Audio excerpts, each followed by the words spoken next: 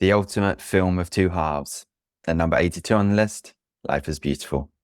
Welcome to Long Play Video.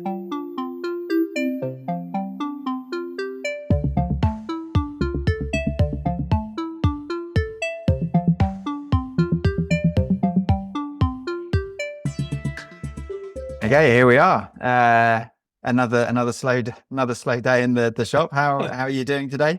Yeah, I don't know what's happening. It's one of these days it's going to get busy. We'll get there. We need a Yeah, sideline, I think. How are you? How are you doing? yeah, You okay? good. Yeah, You in a good. positive mood? Oh, yeah, I don't know. I'm sort of yeah, I don't know. This could be an angry pod for me, or maybe this might chill me out. It's horrifically humid in Australia at the moment, so it's either raining all the time and super humid, or it's really hot and super humid. And my place hasn't got enough aircon to be dealing with this sort of level of humidity. So I might need to go and yeah, I might need to say and just camp out in the cinema. Maybe like take a little sleeping bag or something. Well, See obviously film something through. we can get in like a little maybe ice cream box in the shop, and and Yeah. that'll be fine. Oh, that would be good. Nice gelato. Oh, yes, that would be nice. Well, yeah, I'm keen on that. I'm gonna keep checking in on you about how what your frame of mind is, because today Yeah. we'll talk about number 82 on the list. Life Yeah. is Beautiful, uh, Yeah. a joyous title for a film, Yeah. and obviously, yeah, this is one that you've not seen. Yeah. So let me just pass you over the DVD, and you can Yeah. give us your initial thoughts. Yeah. Okay. Oh wow. Okay, cool. Interested. This immediately I pick up this DVD and think this looks like an Andy film. That's what this reads to me. And I'm sure everyone can search the internet for Andy film and find lots of information and articles written about this. Hashtag Andy film. Yeah. I guess I'm trying to describe this. So the front is just it's a man and a woman kissing each other over a bicycle with a toddler on it in front of I guess it's almost, I mean, I don't know where this is set, but I would say sort of in Europe somewhere. Maybe the buildings look sort of French, the architecture or something like that. So I have no idea what that's about. It's just two people trying to kiss each other. It looks like almost the way he's dressed is almost like wartime. I don't know. Maybe it's just maybe like the 40s or the 50s. Mm. So Got the hat. yeah, interesting. Yeah, exactly. He's got the hat on and the suit. Like how like awful was that in those times? You just had to wear suits all the time, no matter what was going on. Playing football in the park, suit on. Going to work. Yeah, crazy. Well, yeah, winner of 3 Academy Awards. I'm guessing by this it's going to be maybe location, maybe cinematography, and maybe the costumes. But maybe, yeah, I've never heard of this film before. So yeah, Never heard. is this, Have you? Are you coming in completely cold? You've never heard anything yeah, about this I've film? I never heard anything about this film at all. When was it set? How old? Like, yeah, how old is it? It came out in 1997. Yeah, okay. Yeah, right. Yeah, bizarre. I would have thought I would have heard of it, Yeah. mind you. That doesn't bode well, does it? If Well, I've not heard of it. yeah, it's okay. Yeah, I'd say it's quite a famous. I'd say it's a relatively famous film. Yeah. I Did mean, I guess if it's won awards, it must be reasonably famous. yeah, yeah, Yeah, I've and it never heard of it. did about 230 million at the global box office. I think it's like number Yeah. 3. It's a foreign language film. It's an Italian film. And I Okay, think yeah. it's like the To Italy, third or yeah. fourth, maybe biggest non-English movie in the US. Oh, interesting. So yeah, Do you know what the other two are to test your knowledge, or we'll come back to this? We'll edit this back into the pod later. yeah, I think there's Yeah, okay. Crouching Tiger, funnily enough, I think is number 1. So Yeah, okay. Yeah, okay. Interesting. So Italy. Oh, so it wasn't too far away with France. Yeah. Yeah, okay, so it's 111 minutes. Scares me a little bit, but we'll see how we get on. All right, so this is always the good thing I think about now looking at the DVD covers. The thing I like most is actually looking at what the bonus material is. What are the additionals that were added up? You know, how old is it? If it's super old, it's just got the trailer on, and then if it's a little bit newer, there's actually some interesting stuff on there. So, okay, she's got some making stuff, featurettes, Academy Award TV commercials. Interesting. Theatrical trailer, and then that's about it. Okay, so nothing too crazy on there. They concentrated on the feel. Didn't worry too much about the I like extras. that one of the bonus features is the English track. I think is that a bonus? Is that a bonus, or is that just? I would say I watched it with subtitles. I didn't watch it with with dubbing. Oh, I might see. I mean, I'll see how much I like it. Maybe I'll try and do both. I mean, I would always generally, I think, stay with subtitles, but dubbing could sometimes be funny. Depends on the voices they get. All right. So shall I go through a bit of the back here? It's saying an inspired award-winning story about the power of love and the human spirit. Life is Beautiful has been called a modern masterpiece. Wow, this does sound good. Guido, a charming but bubbling waiter who's gifted with a colourful imagination and an irresistible sense of humour. Oh, I mean, this guy already sounds great. A colourful imagination and a great sense of humour. Well, I wonder what he's going to be doing. Has won the heart of the woman he loves and created a beautiful life for his young family. But then that life is threatened by World War II. Oh, there you go. So that was the right sort of era. Yeah. And Guido must rely on those very same strengths to save his beloved wife and son from an unthinkable fate. Honoured with an overwhelming level of critical acclaim, this truly exceptional, utterly unique motion picture will lift your spirits and capture your heart. Now, this immediately concerns me because the last time I read this and you said that this was going to make me feel good, you took me to murderer's camp, and I was distinctly concerned. So I'm going to be on guard just to make sure I'm ready for this. But okay, all right. So this definitely would normally be a kind of film that I'd watch. So that does think to me that's why I probably haven't heard about it. But I'm intrigued. I like the idea of a colourful imagination and irresistible sense of humour. How that's going to help him get out of a sticky World War II situation. It sounds like he may maybe have been better placed in Escape to Victory. That might be. He would have been the wacky left back. Yeah. So, all right. Yeah. Tell me a bit about this then. Why is it on your list? Yeah. So, back in 2021, just after the first pandemic, I decided to make a list of 50 films that I would watch with my brother, and that we would watch over the course of the year to kind of have the films up front. And I think I've kind of done a passing reference to them, to the 50 films in other pods. And so this was the first year that we did that. This was the first list, and this was one of the films that was sort of part of the 5 European films that we had. I think I personally am about 156 movies into that project because we've done 2-3 years, and obviously a few more. This is probably like one of the top three films that I had in there. So it was on the list because of the Oscars, funnily enough. So it was nominated for, I think it was 7 Oscars. So that's pretty good. Yeah, Roberto Benigni was nominated for Best Actor and Best Director, which is a real rarity. I think that's only I was gonna say, so the main actor directs it as well. Yeah. Wow. And I think there's only been one other time that's happened, and I think it was Hamlet. So I think it was like one of the classic. One of the classic people. I thought you were definitely going to say either Eddie Murphy or Adam Sandler.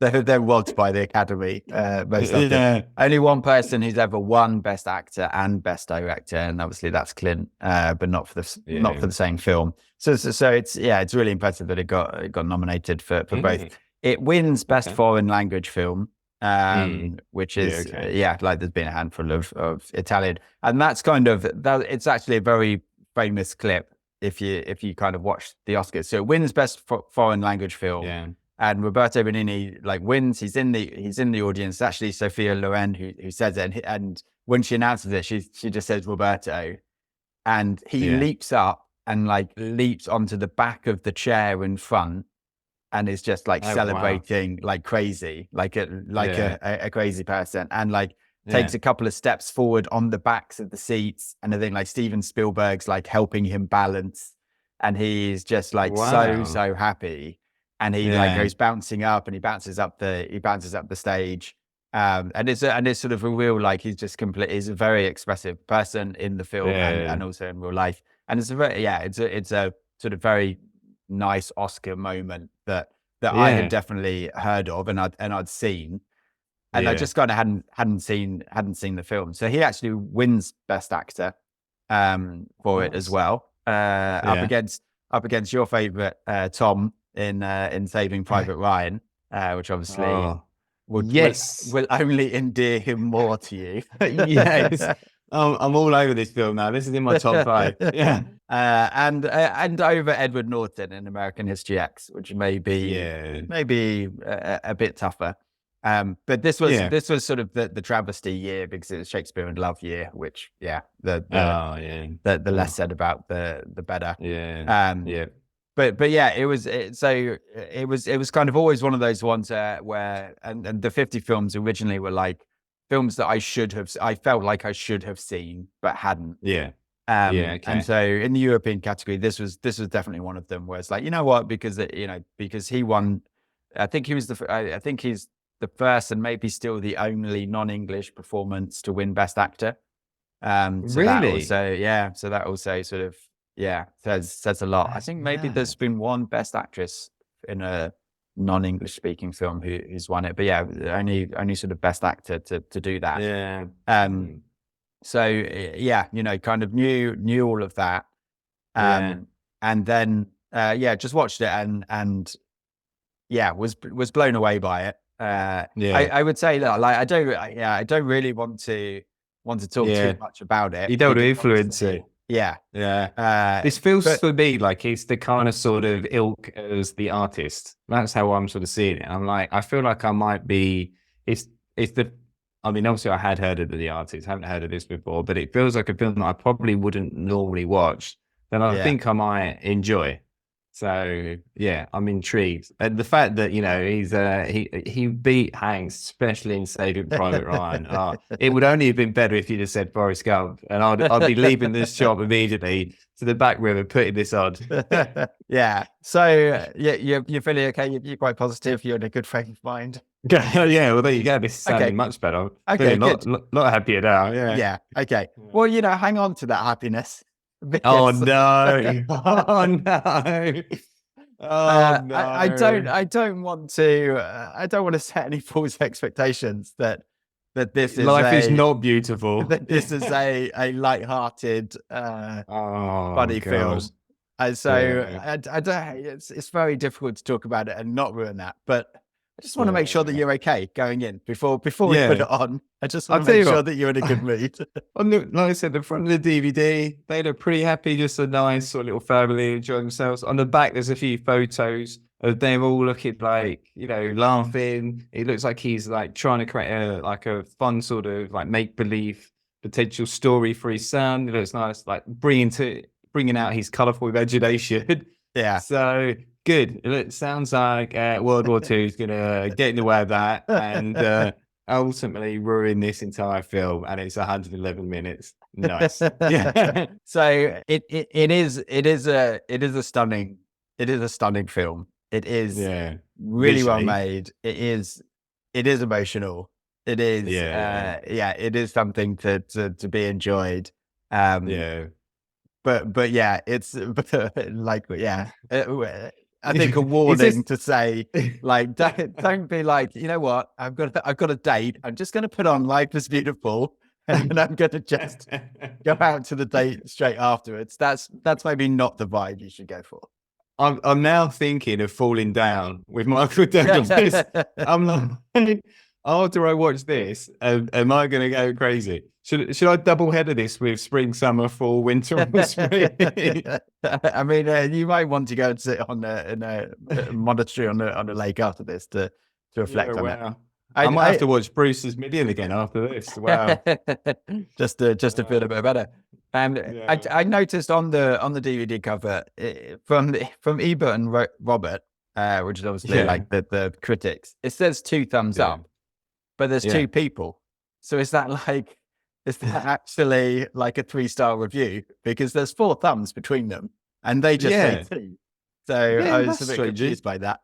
Yeah, is that just half and half? You're like, yeah, okay, not bad. Yeah, both of us gave it 1 thumb, but like they put it, that's the only quote from a. Well, I suppose there's a masterpiece of tremendous power and beauty as well. But I thought that was funny. 2 thumbs up from 2 critics. You're like, is that good? Is that not good? So exactly. Do we think that's good? Well, we'll find out, won't we? I can tell you. I can give you my my digit response after the film.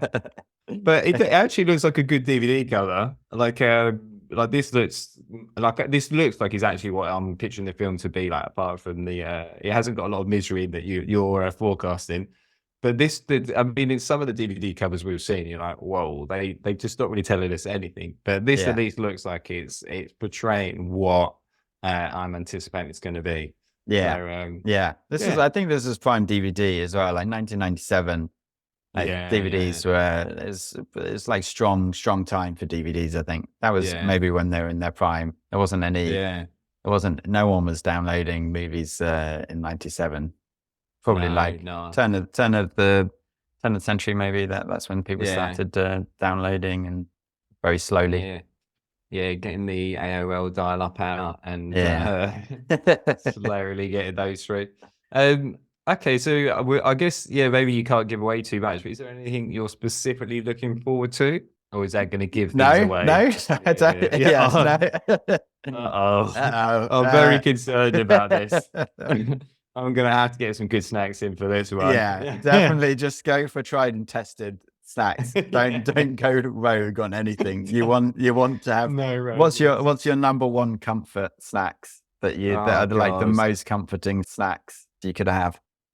Yeah, well, I mean, definitely, I have a sweet tooth, so it would 100% be some kind of sugary treat. Probably, to be honest, I mean, gelato. I think that would be my. Maybe I'll just get like 2 liters of like some kind of different flavored gelato to take me through this. Yeah, maybe have a couple of liters in reserve as well.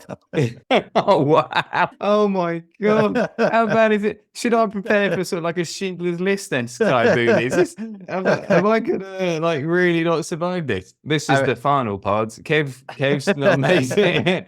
No, I mean you've said that you're feeling fine. You said that you're feeling happy, so we can. That's fine. You're in a good place. Well. You're in a good place. I might have to like check in with you as I'm periodically watching. Exactly, I think this. I'm gonna. Let me know when you watch again. I'll check in at 15-minute intervals. Okay. This is an interesting one because it definitely sounds like it might be a bit grueling. And yet this is on your list, and you're effectively looking forward to watching it, and you've only watched it fairly recently. So it just is it's a stunning film. It's a stunning achievement. It's emotional. And certainly when I watched it, I was kind of open to it, and I was focused on it as well. I mean, we kind of said it before, like obviously, and anything with subtitles, you have to focus on it way more than everything else, which I think is is good. And it's just a stunning.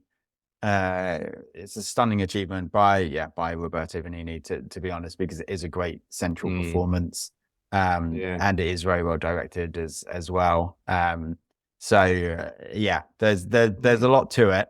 Yeah. At the same time, like yeah, just make sure that you've got some Set comforting the wall. snacks with you. Yeah. Well, I started watching this new series on Netflix about American gladiators, and that's been highly entertaining. So I'll interdisperse this film with some American gladiators.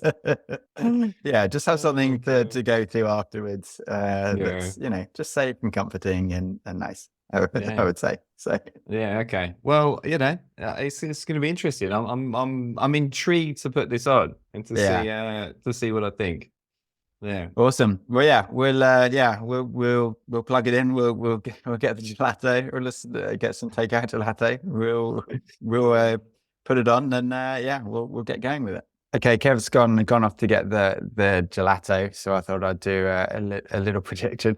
I was desperate not to give any spoilers, but I think he was going into it thinking it was going to be some sort of Disney film that was going to be really uplifting. The film kind of tries to warn you in the first moment that it's not going to be that, but yeah, man, the tone shift halfway through obviously is pretty bad. So I think he's going to come back with brutal. Might be the one word review. That he's still crying, that the gelato helped. I think it's going to be something like that, because obviously this is a really tough film to watch. It is great. It is emotional. So hopefully he's in a good place. We've got the gelato in, so hopefully that will help. But we will see after the break.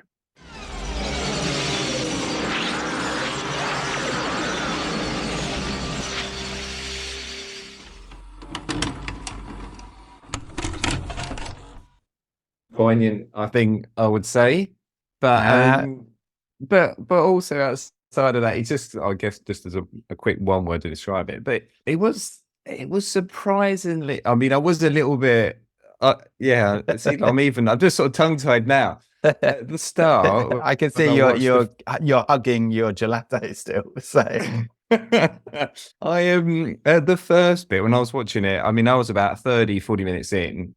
And I was like, oh, Andy's just pulled a fast one here. This is actually like a really nice film. And he was just, after the murderer's camp, he sent me on a wild goose chase, and this is going to be fine. And then slowly the Nazis start coming into it, and you're like, oh no, maybe he wasn't joking. But I think there's a couple of things that I really liked about it. Often in war films, I would say that you find there might be like a nice heartwarming part of it, and then there's a lot of war. Whereas this was, I mean, I was literally looking at the timing. Half of it is just the setup of him, and it's not just him just enjoying his life. It's him finding this person that he wants to be with, and how he sort of, tries to get together with her. And so that's a whole story. It's not just, he's living his life and he's just doing stuff, and now we're going to see how it's changed. It's like, actually, how is he, doing things and improving his life or changing his life, and how is he, trying to get this girl? So there's a whole story for half the film, which often I find in war films you don't have. It'd be a shorter part. And so I think that was good. That I really like that. It's almost two full films.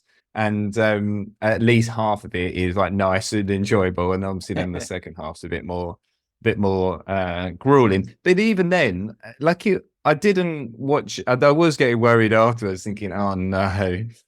But even the second half, like, obviously it's based within the war, and it's like it's showing you the horrificness of what happens, and then that the reality of that maybe people don't always think of, and I wouldn't necessarily have thought of, is what do you tell children when you're in that position? Because they obviously don't have no idea or understanding why they're there, why they're locked in, why they can't do things, and people are just shouting at them in a different language that they don't understand. And it's just like, I don't understand why I can't do anything. I don't understand why this person is not talking to me in the way that I don't understand. It must just be so confusing. Yeah. And I thought he did the second half really well as well. Like the fact that he sort of makes it into a game for the kids, and when he goes forward to be the German translator, and he obviously doesn't speak any German, and well, I mean, I won't keep talking about it all, but I just thought even that half, it was you know, there was some levity to parts of it, although it's obviously very, like I said, poignant film and subject. You know, he still added a certain amount of comedy in that to it, and so yeah, I really enjoyed it. You know, I could see why it did so well. The main actor is funny. It did remind me the first half a lot of like the Pink Panther or Charlie Chaplin. Yeah. All this sort of, you know, that sort of comedy. And I really like. I always remember my mum used to love the Pink Panther movie, so I remember we used to watch those all the time. So it had like nice sort of heartwarming piece for that. But yeah. I mean, that's my my 20-minute review waffle. Well, yeah. What did you think then? I mean, I guess you wouldn't have forgotten it, especially as you watched it fairly recently, and it is a, you know, very, you know, telling film. But yeah, what did you think? Yeah, and it's so funny. Yeah, almost on the sort of second watch, because as I say, when I went in, I sort of knew I knew the storyline, I knew what it was about, and so actually, Yeah. kind of on watching it again, I almost sort of enjoyed the first half more, and I could kind of, Yeah. because kind of the tension of how is this going to go wrong, and how is this going to go bad, Yeah. yeah, it was kind of released, because because you know what's going to happen. So actually, yeah, there were definitely bits in the first half that I didn't remember. I remembered the second half like completely, but I think because the tone and the music and everything in the first half are so lighthearted. Like one of the bits that I thought was great in the first half was the whole sort of serving the dinner, when he's like getting the guy to order the salad and salmon and white wine. Because that just kind of shows that as a character, that's what he is. That he's not just playing the buffoon to get the girl. He's just, you know, he's just clever and a clown, and like, yeah, he's sort of, sort of doing that stuff. So I think I think that's really, really good. And like, and obviously the switching the hat all the time just sort of shows that kind of cheekiness and stuff, like outside of just, oh, I'm just trying to get a girl, so therefore I'm going to show off, and sort of the bravado and stuff. And so I thought that was really good, because it just beds in that this is him, like this is his personality. And then obviously for the second half, like that's kind of, for me, that's the point of the film, is that he stays true to himself. You know, he doesn't let the circumstances, he doesn't let the war, he doesn't let the Nazis like take that away from him. He will he still stays true to himself, and obviously does it in order to save his son and his wife, and like does it right up until the end, even even like right up until the end, right when he's kind of being marched off. So yeah, I thought, I think because of the first half and sort of focusing a bit more on it now, it just really like had a more striking through line for me, I think, this time than the first time. But it's just a beautiful film for me. It really, it just really is. I think you're right. Like that's something that I appreciated, but maybe didn't really notice, is that you're right. That is his personality. Maybe that's why they do so much of the first half, is to set it up. So you're right. In the second half, when he's still being sort of jovial for the kid and everything, and it doesn't come into your mind at all. It doesn't pop into your mind to think, oh, why is he being like this? This is ridiculous. You're like, oh yeah, that's just who he is. He's just someone that just always sees like the positive side of life, and just always wants to just have a bit of a laugh and enjoy it. And almost like, you know, there's this, as the title says, you know, he sees life as beautiful, and so, you know, he just wants to enjoy it. And it's like you said, he brings that to the second half, and I think they do the second half well, because, you know, even when he's doing the instructions, you know, the German is telling him the instructions, and obviously he doesn't understand it at all. So he's like, right, this is how you get points, and this is how you get disqualified. And then they could have made it a bit more sort of Pink Panther-y or sort of jokey, where everyone in that room would have been laughing every time he said something. And I think that would have taken away from it. And I think they played that scene really well, because everyone there then realized they didn't understand any of the rules, but they totally understood that he was doing it for his kid, because, you know, how could a child understand this horrificness that was, you know, they couldn't even understand it themselves. And even, you know, now, you know, what are we, like 80 years later, I still can't understand it Yeah. myself. Um, Yeah. and so yeah, how that they don't laugh, because you could have been like they made that scene a bit silly, or it could have been people were shouting at him saying we don't understand what he's saying, we need to know. They're like, that doesn't matter, we understand what you're doing, and Yeah. that's fine, and Yeah. we get why you're doing it, and I feel Yeah. that's such a good scene. They do that so well. Yeah. And I think because I was listening to a podcast on the film, which I disagreed with in pretty much every way, shape possible. And Yeah, like that bit in particular, like they sort of talk about it and like, yeah, making it sort of comedic and stuff. yeah, And I was sort of thinking, I think before I'd watched it again, I was a bit like, oh, I hope that the German didn't say anything important, and like this sort of joke. Like I was thinking yeah, if it was me, I'd do yeah, that. But like then yeah, everyone would be in trouble because but actually they address it, because the guy who tells yeah, him like yeah. he asked if you speak German, he's then like, everyone's He's like, what's listening. going on? And he says, oh, ask that guy, Yeah, and remember yeah, to tell me the rules as well. So yeah, even like that, they do that so well. And then there was like even a yeah, callback. So they don't just rely on it being comedy. He's like, everyone like ask this guy because he knows German, and yeah, like, and tell me what the rules are as well, because I have yeah, to still do the rules. So I think it's exactly as you say. They yeah, somehow ground it in sort of not reality necessarily, but like they yeah, explain it as well as kind of, yeah, explain why he's doing it just by the acting. And I think it is really powerful, and it's a really powerful performance because of that. yeah. And I might sort of slip the categories a little bit quickly here. And this is one of the things when I was thinking about how you describe this plot to an alien in 30 words.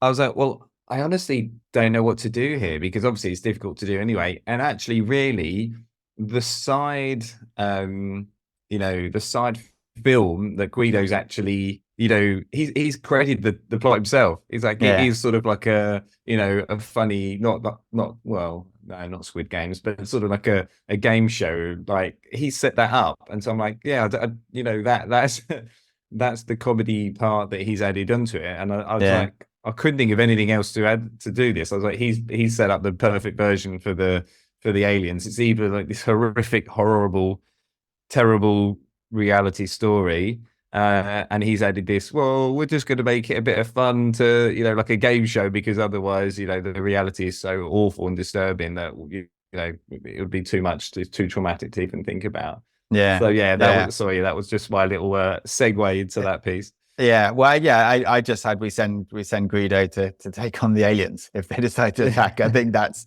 like he's the Yeah, representative. I'd rather have him defending us than yeah, I think any other yeah, general and stuff.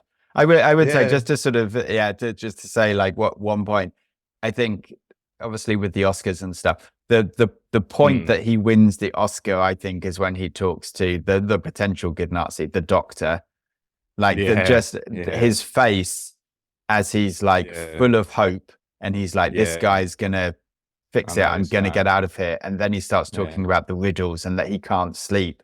You literally sort of yeah. see like almost it goes from sort of hope to like incomprehension Confusion. to Yeah, a yeah, little bit of anger, and then just to like, they just don't even know, like they just don't, like it's just yeah, almost like, what is going on. And I think, yeah, yeah, for me, like when the doctor's saying like, help me, like you just sort of see him just be like, you're just insane. And almost that is sort of yeah, dawning of him of like, I'm just in, we're in here and these guys are literally insane. Like, yeah, oh, this is yeah, almost worse than I thought. And I thought it was pretty bad, but these guys are yeah, just insane.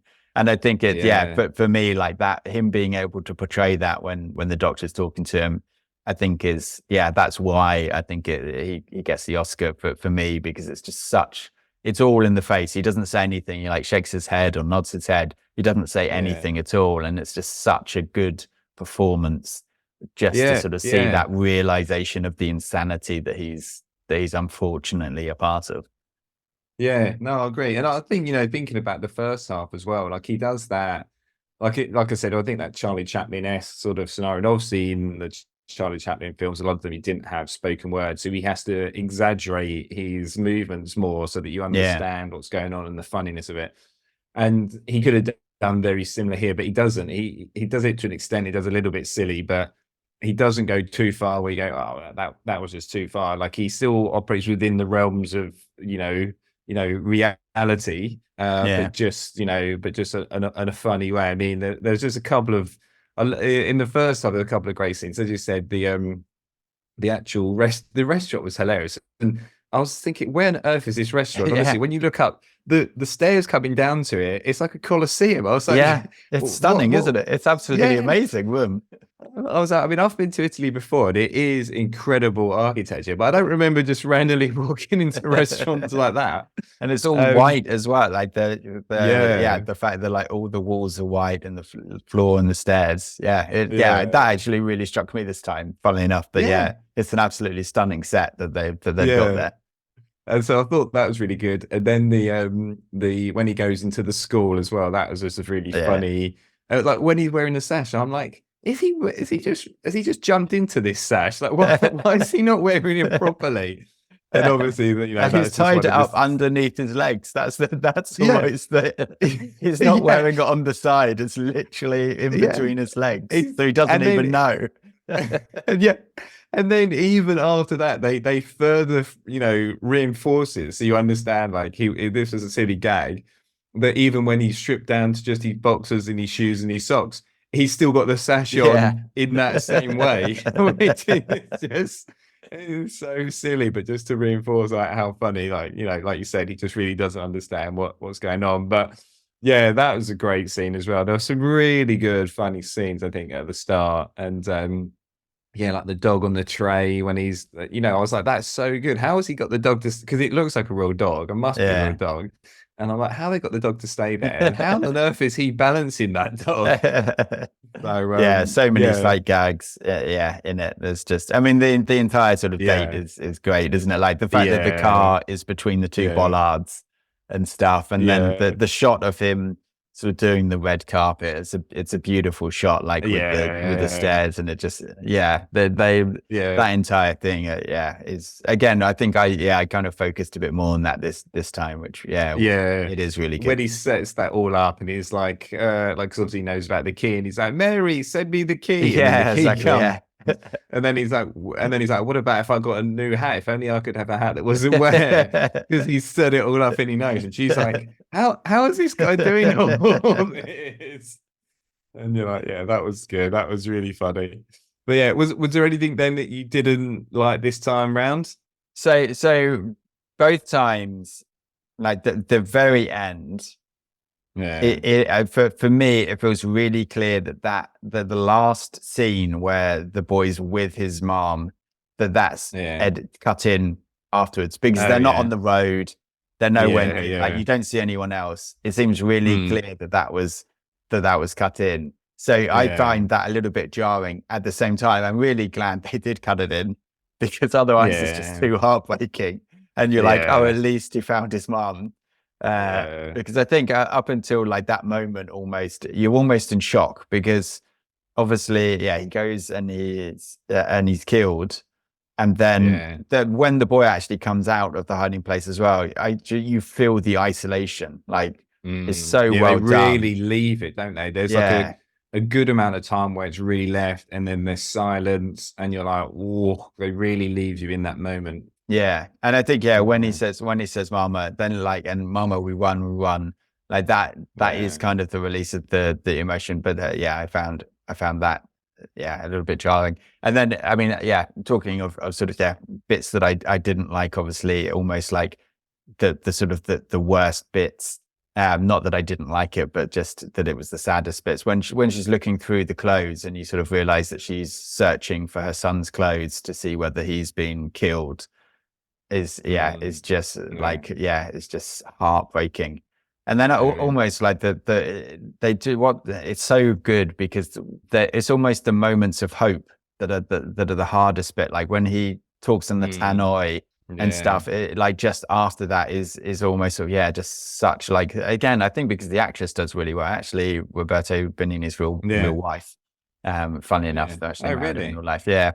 Huh. But like, yeah, it's, you know, she hears them and then like you don't know what's happening. And then like you just feel the separation between them even more. So yeah, I think they're really good at that. And then they play when he plays the song on the record Yeah. player and like points it Yeah. out and stuff. And it's all, that's the thing, like it's all those little moments of hope that after that, then it's just, Yeah. yeah, it's just heartbreaking. Because So I think that's one of the other things that was really clever about this film is obviously a lot of it is, obviously they set up the first half and it's about, like you said, set his character up. And then I think for me, a lot of the second half is actually thinking about how did people cope with war and not just war, but the atrocities of the Holocaust and how, yeah, and like I said, that how do you explain something horrific like that to anyone, but let alone a child? How do you tell a child that, oh yeah, this is this form, this part of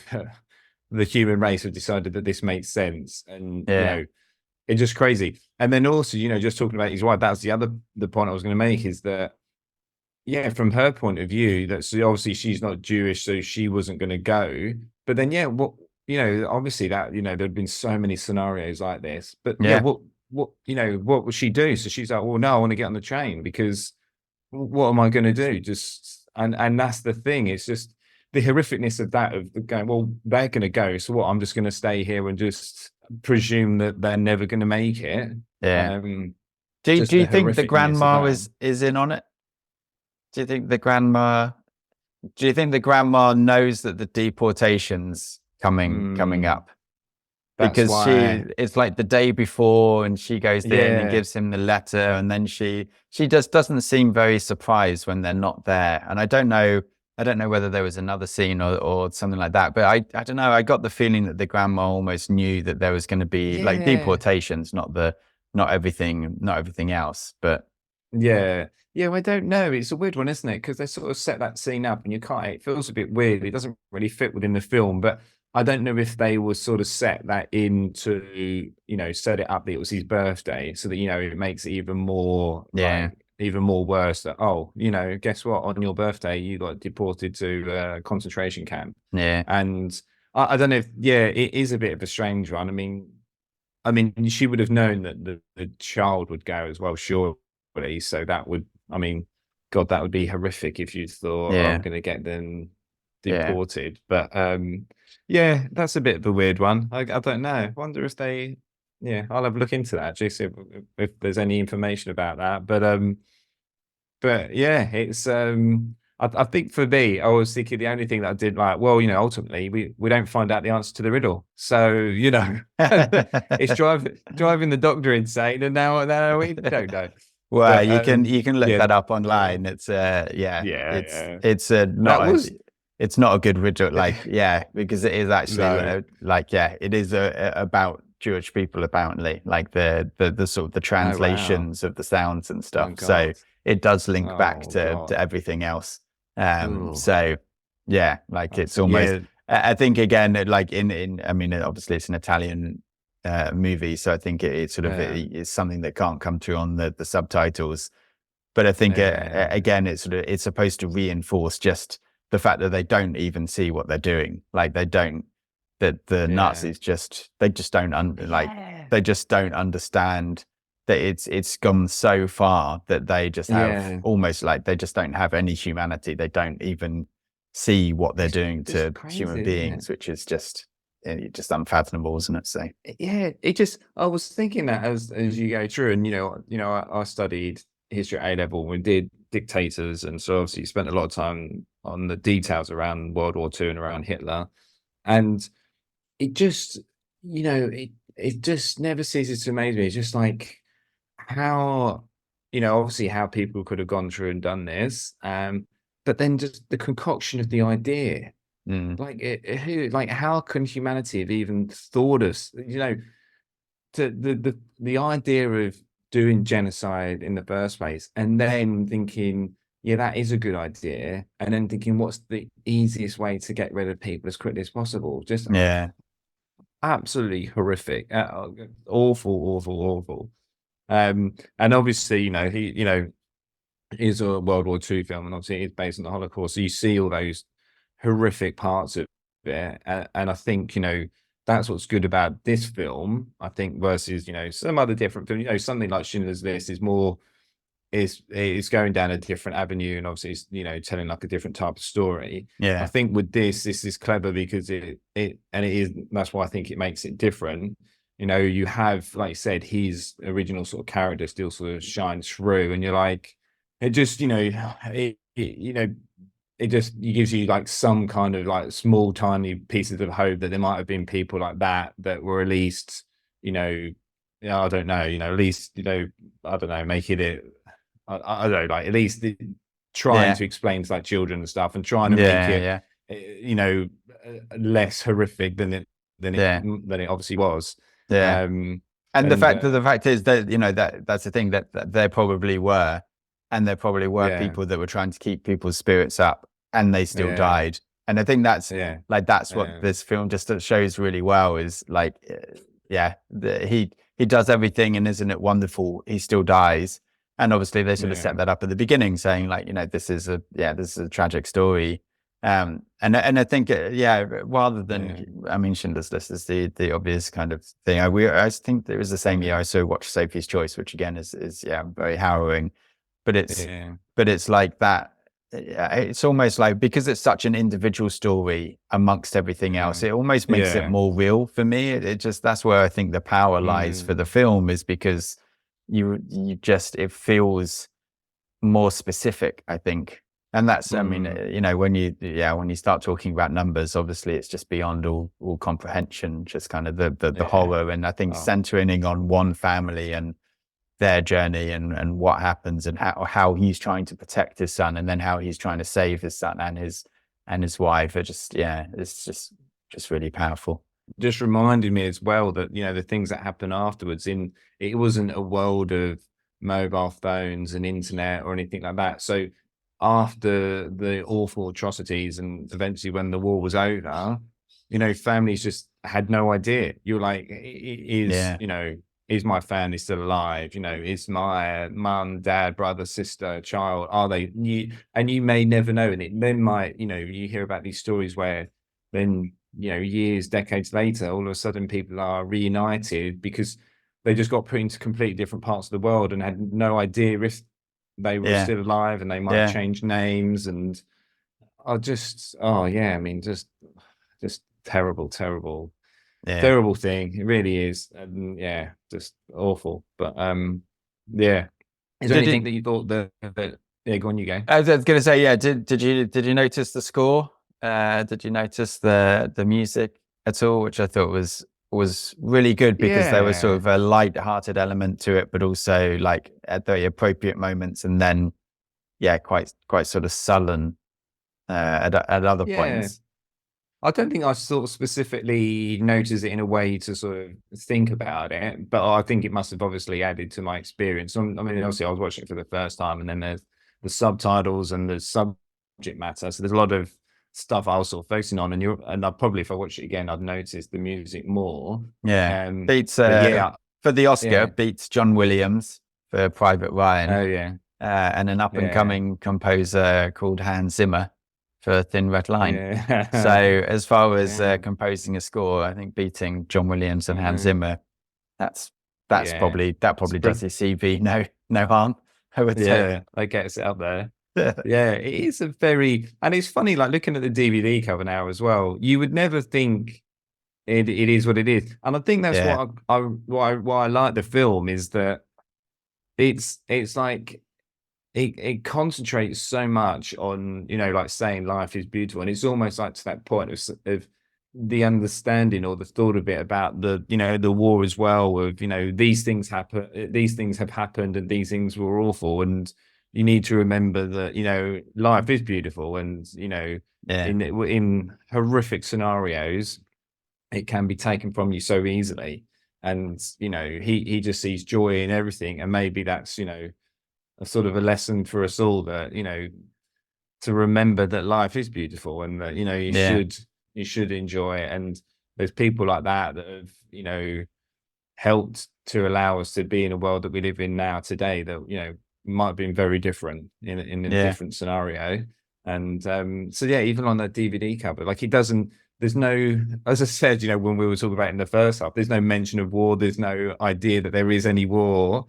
And I guess that's the thing, isn't it? Is the film, I don't think wants to be sort of, pigeonholed as a war film. It's like, no, I'm telling you an incredible story through an incredible time.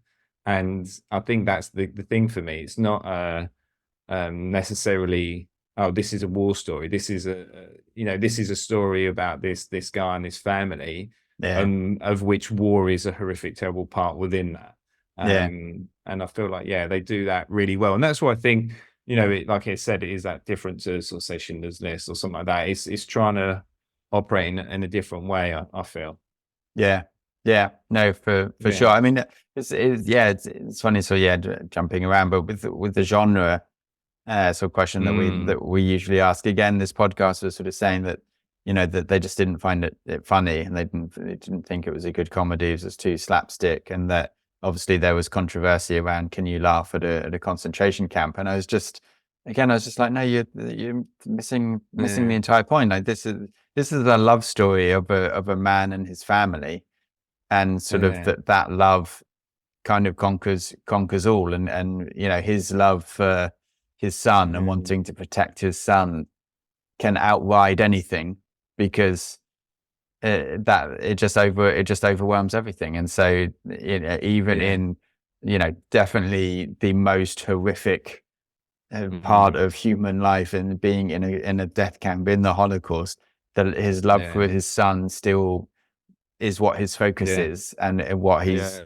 taking every opportunity to show. When I love it when all of the German kids are playing hide and seek, and so he goes and gets his son. And it's like, look, there's loads of kids. What are you talking about? There's have a look in there. There's probably a child. And then he opens the box and there's a kid, and he's like, oh well, we got him, so that gets us more points. And that's the thing. Like it just sort of again, it just focuses on that. So I think it's like there isn't. For me, it's out and out a love story for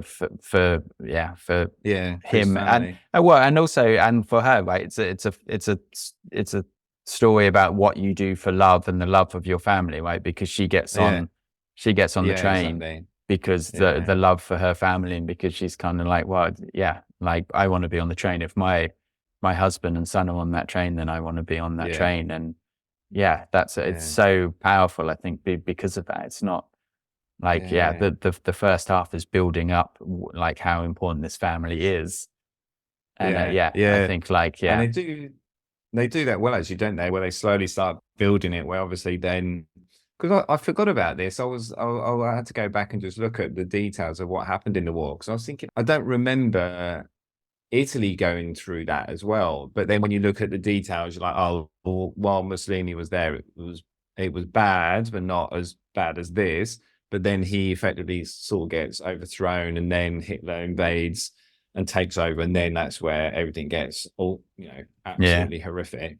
But you see, like, obviously, as you said, the signs that they start setting it up like it's a normal sort of day-to-day world, and then all of a sudden there's like a few things, like he finishes the day at the shop and he pulls down the shutter and it says graffitied on the door, this is a Jewish shop, and you're just like, oh god, you forget that when the son's looking in the patisserie and he's like, oh, can we go in and get this cake? And he's like, oh no, I don't think that cake will taste nice. And then it says, no dogs and Jewish people allowed. And you're just like, God, just crazy. And I love that, because both times he just he is almost sort of amusing himself as well as his son, right? Because with the graffiti, he's like, oh, finally they've graffitied my shop as well. And then he's like, oh yeah, no, it's with the Chinese friend the other day, and this place said no Chinese, and it's a giraffes or it's something like that. He's like, it's just some people just like that. We're not going to have any spiders or Visigoths, and so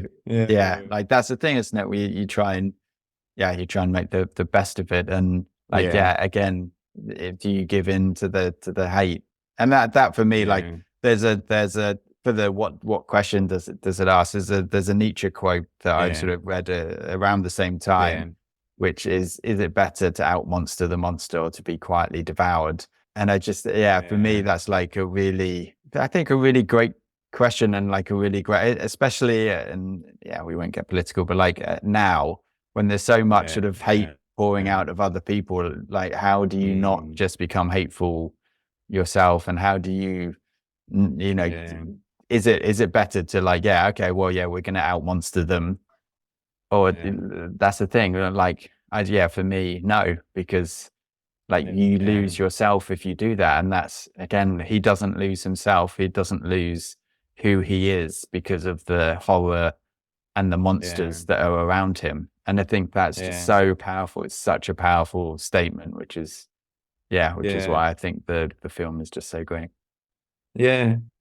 Yeah, I think, and then you're right, and thinking about, obviously you would have gone through these horrific, grueling days, and they show you like elements of it, them just, carrying around some, random stuff to build, probably more, weapons and things for the Germans, and the anvil, just that was a bit funny about carrying the anvils, and then but then at the end of the day, he has to come back and tell his son, yeah, I made 1,000 points. Whereas, easily you could come back and just be like, oh, I'm just so tired. I don't want to, I can't talk to you. I just got to sit down. But then he's not. He's talking to him about the game and that. And well, when the son like jumps into his arms and he like staggers because he's just so tired, but he doesn't drop him. He still clings onto him and stuff. Again, it's just such a poignant image. Yeah.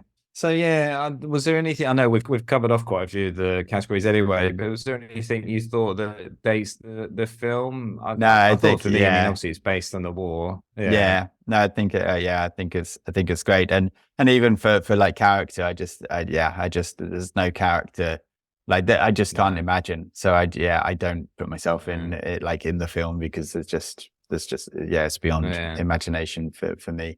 I would say that like the first time I watched it, the 2 times I laughed out loud. The first where it just says, where are they getting all these anvils from? I don't know why, but it was just really funny, like him saying that to himself, and it's funny, just like that wry sort of sense of humor. And then when he says, I was going to say, like it is quite random. I don't know if they do that deliberately, because you're like, why are they carrying anvils? It's such a random one. Yeah, I guess it's just the iron that they're getting to build the stuff, right? Would there have been that many like anvils? Wouldn't it have just been like, I don't know, other stuff? I don't know. It did just seem funny. I didn't know if it was just like just a funny element. But sorry. And then the other bit. And then the other bit when like at the end, when he says, oh, we're gonna get out of here, we're going, and he says to his mate, and he's like, I'll see you on the outside, we'll set up an anvil factory. I just it's just such a great callback. I just said those were the 2 times, and funnily enough, I didn't laugh this time, because I think by that stage it was almost sort of it was more grueling. Those 2, they're like, this thing is just kind of keeping himself amused, because that's it. And then my favorite line, just because I just think when the son says that, they burn us all in the oven, I think that is just it's such a devastating line to come from a kid. And and then there's a beat, and he doesn't kind of like make up that they're making it up straight away, because it's just so gut wrenching that it's so well delivered. Just the fact that, and that's exactly how a kid would describe it. Yeah. And you're just like, and then when you hear a kid describe what's happening, you're just sort of like, God, that is what's happening. Like, this is ridiculous. Like, it's just, it just seems so like horrific and absurd and disgusting. And and the kid to put it in that way, you're like, oh God. And then, like you said, he's got a sort of, well, he can turn it into absurdity just so easily, right? Because who would think that was true? Like, who is beyond comprehension? So he just like, well, it's like, what are you talking? Like, that's that's not going to be true, is it? And you're just like, as a kid, you'd be like, well, it sounds ridiculous, doesn't it? So it's just absolutely heartbreaking. It was pretty brutal. So I guess then the reviews and things. And so I know you said you listened to some podcasts and stuff. So I mean, interesting on Amazon. Think Yeah, interesting on Amazon. It has 0, 1 or 2 star reviews, Yeah, which is very that's good. rare. Yeah, Bizarrely, the only third 3 star review is in yeah. Italian and Hmm. translates as the article is presented as a film in English, but it is in Italian. In English, it only has subtitles. For the rest, the DVD works perfectly. And you're like, Hmm. why have you Sounded a given it? bit. Why have you given it 3 stars if you're Italian and the film is in Italian, but you thought it was going Yeah, to be in English? That's a that's a yeah, bit of a strange one. But yeah, and that was the only one. But I read the Roger Ebert review. Obviously, we were talking about yeah, who yeah. the Roger two was. the two thumbs up were. Yeah, This is why Roger Ebert was the master that he was. He says he is showing how Guido uses the only gift at his command to protect his son. If he had a gun, he yeah, would shoot at the fascists. If he had an army, he would destroy them. He's a clown, and comedy is his weapon. yeah, And you're like, yeah, yeah, that's kind of sums it up yeah, perfectly. yeah. Definitely. Yeah, yeah. There you are. So yeah, that's interesting then. And so the podcast that you were listening to, so they didn't get it, or they thought it was a comedy, or Yeah, well, there's two people on it, and one of them really liked it, and one of them said that they liked it when they first saw it, but now, like, yeah, the comedy is too jarring and it's too slapstick, and he said like the first half is like Benny Hill, which I think is a bit of a travesty. yeah. I did And think when I was watching it, I was thinking, oh, it's definitely, I thought Pink Panther, that whole sort of, when Inspector Clouseau had, like, I can't remember what the name of his sidekick is, but he's always sort Kato, of jumping out. Yeah. And then all of a sudden, like, he's like, attack me at any point, don't even warn me. yeah, And it kind of felt a bit like that. And I was thinking, what else? And I was thinking, and I thought Benny Hill, and I thought, no, it's not Benny Hill. no, It is more Charlie Chaplin. But I yeah, think, Buster Keaton, and yeah, it's I mean, it's physical yeah, comedy, isn't it? But it's not. I don't know. yeah, It just does. It's just not. It's not slapstick. It's not slapstick. no, It's visual gags. A lot of it. And it's physical yeah, comedy, but it's not slapstick. There's not yeah, like. I mean, someone does get eggs a yeah, couple of times, which is pretty yeah, slapstick. But yeah, yeah, and yeah, and but funny. yeah, yeah, yeah. So yeah, Yeah, I don't know. It's just their criticisms were a bit strange, but yeah, yeah, everyone's entitled to their yeah. opinion. So And it kind of, yeah, exactly. And, I mean, humor is very subjective, isn't it? But I don't know.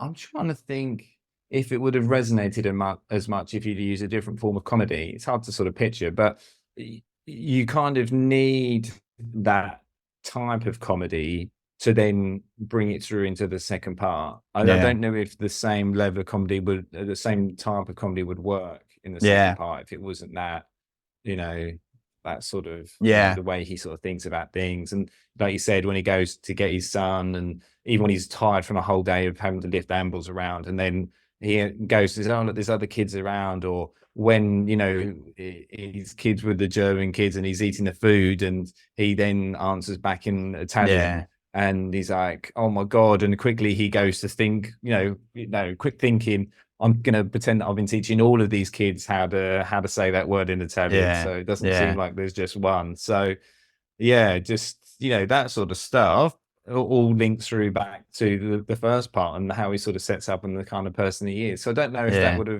it would have worked as well with a different type of comedy. Yeah. Yeah. Well, there's a French film called Mm. Playtime, which is considered like really, it's sort of, top film. And that's sort of very Mm, similar in a lot of the sight gags and a lot of the, like, there's a yeah, bit where basically it's a glass door that gets shattered, and then someone's holding the sort of the doorknob and they pretend that the glass is still there, and then people are like, he's like yeah, opening, and so it's a very visual type of gag. And again, yeah, it's not, I think it has more to do, I think it's from the 60s, and it has more to do with that type of humor, that like yeah, a sight gags rather than anything else. yeah, Yeah, there was one 4 star review, which was maybe a nice film, but wasn't in the mood for subtitles. My fault for not reading the description. And again, you think it's a yeah, nice film, but like out of everything, if you sit down and yeah, put on Life Was Beautiful, there were many things that you might not be in the Yeah. mood for, but I'm not sure the Yeah. subtitles are it, to be honest with you. Like, Yeah. yeah, I wasn't in the No. mood for seeing humanity at its very worst, and yeah, the loneliness and of a kid. Yeah. But you know, the subtitles for me just ruined it. It just pushed it. Just Yeah. push it I too don't far. know. That is a bit strange. I wonder if they were like, if they'd watched the first half and then they thought, oh yeah, okay, I can watch subtitles through this. And then with the, you know, with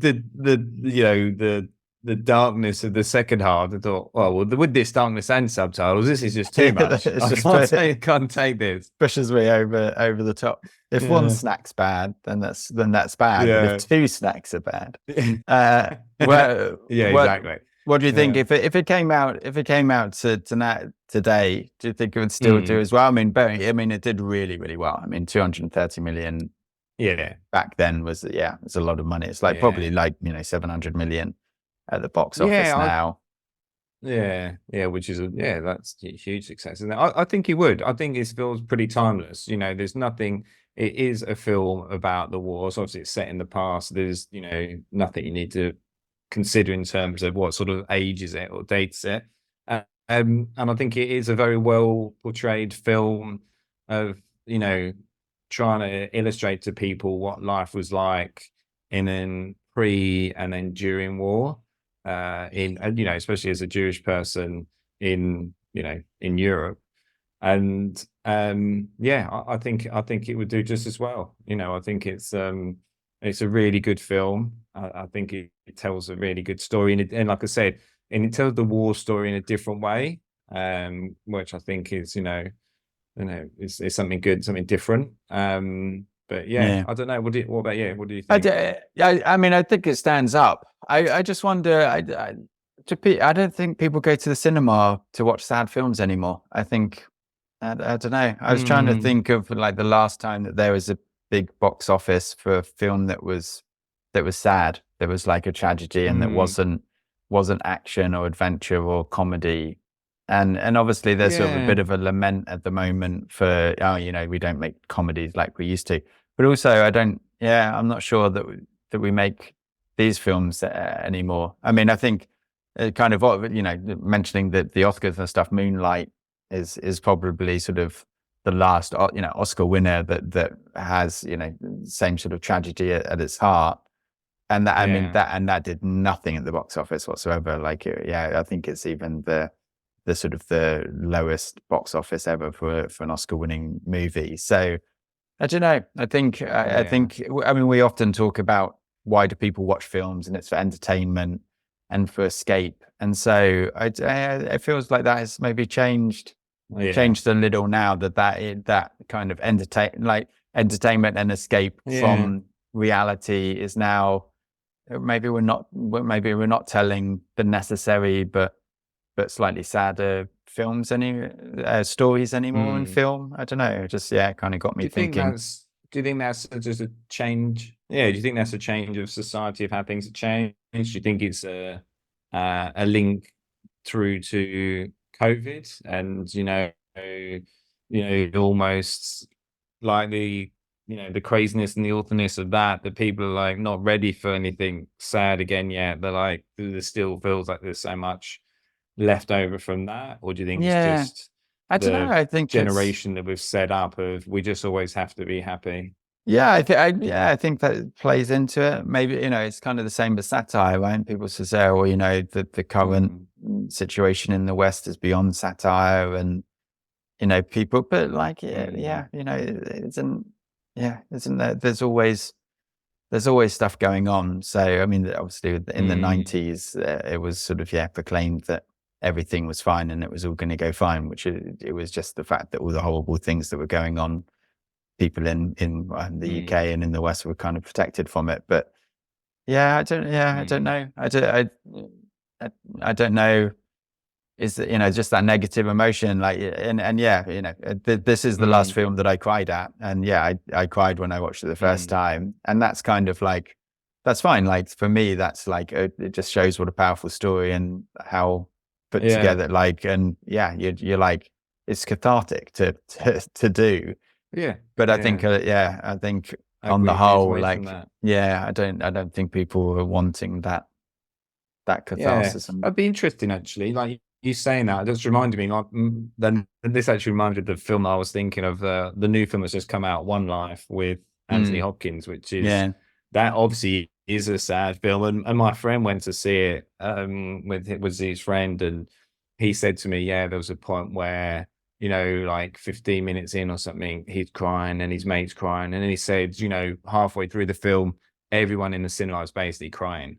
And you know, I was like, wow, that's a, you know, I can't remember ever being in a cinema where, you know, I would have thought that would have happened. So so maybe that might be a turning point. That would be an interesting. I haven't seen that film, so I might be interested to watch that. But yeah, you're right. Maybe there aren't as many sort of sad films that, whether that's just, I don't know. It's not it's all about the likes, isn't it? It's all about the thumbs up. It's not about the thumbs down. So yeah.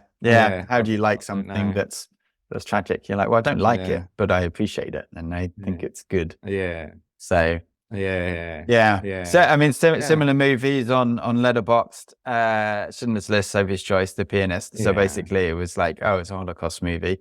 Also, Jojo Rabbit, which I think is maybe sort of the most similar in a way, because I think that again, it deals with the subject in an interesting way, trying to find comedy, or not even trying to find comedy, but like the fact that things are, you know, there is light and darkness all the time.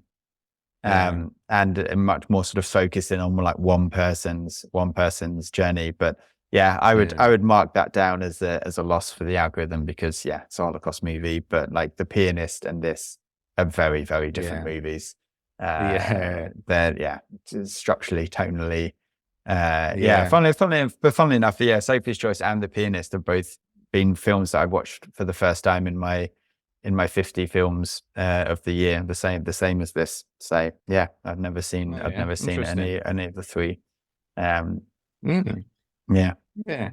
have to see if the other two make it onto the list. Yeah, we'll have to wait and see. Yeah, I'm with you on the. We need to start measuring the algorithm now. I watched The Social Dilemma at the weekend, and it's made me hate everything about social media more than I already do. So, but you know, remember to like the episode. And that was quite amusing. Hit subscribe. Just at the end of the Netflix episode where you're like really poignant, like, is this really what we want? Where the algorithm is, you know, leading our lives in a really bad, negative way, and then you're right. Netflix goes, "Do you like this? Do you want to see more of this kind of thing?" That was a very surreal moment. Obviously, I said yes because I was like, exactly. Bring it on. What else have you got for me? It's 2:00 in the morning, but I'm still awake. So thumbs up. Crazy. Well, there we go then. So the big question, I guess, then is, would it stay on the top 100 and would it shift? Definitely stays in. I was having a conversation with my brother actually today about whether it would go up or down, and still having the same conversation about whether it's better if it goes up or down. It's better if it goes up. We've got this. We've sorted this. It's better if it goes up. So I think it's a beautiful film. I think everyone should watch it once. It obviously has less of an impact on the rewatch. I wouldn't. He actually thought it would be closer to one. He actually thought it would be higher. Obviously, I'd only watched it once at the time. I think it's like around here. I think this is kind of where I'd still put it, because I don't have the emotional connection to it so much because I only watched it a couple of years ago. But I do think like on every 10. It should be like a particular movie. So at 90 we've got The Artist, and so I feel like this at 80 actually I kind of feel good about it, and like on the 10s I think there has to be a momentous film. So I'm gonna move this up a couple to 80. That's just very much in the top of the pop way, wasn't it? They'd always change the music slightly on the on the 10s, and then just to tell you, like, we're going into the top 20, we're going into the top 10. Exactly. This can break the top 80 rather than be at 82. But yeah, I Nice. mean, yeah, obviously, yeah, it was interesting that you'd never seen it. And when we watched it, my No brother had idea never, about it at all. my brother had never seen it as well. And yeah, he just, Mm. yeah, his comment on, like, when we were talking about it was like, wow, like that second half, because he didn't see it coming either. And so, No, we did. it's a stunning film. It's a stunning, I think, achievement of a film as well. Like the events and everything is what it is. But I think as far as kind of, the creation of a film, I think it's stunning, and I would heartily recommend it to anyone. Hopefully you've seen it if you're listening to this podcast. If you're listening to the second half of this podcast, hopefully you've seen it. Otherwise, can be a few spoilers. There's a few but you spoilers. should still go back and watch it. Yeah, you would exactly. Yeah, it's still a film worth watching for sure. Yeah, exactly. Nice. Great. All right. Okay, well, yeah, we'll move on. Funnily enough, the quote for next week's film is a little bit poignant. Confronted by their true selves, most men run away screaming. It fits in with this one as well. But we'll have to wait until next week to see that. So thanks to Tom Evans for the theme song. As ever, we'll close up the shop, and we'll see you next week. Yeah. See you later.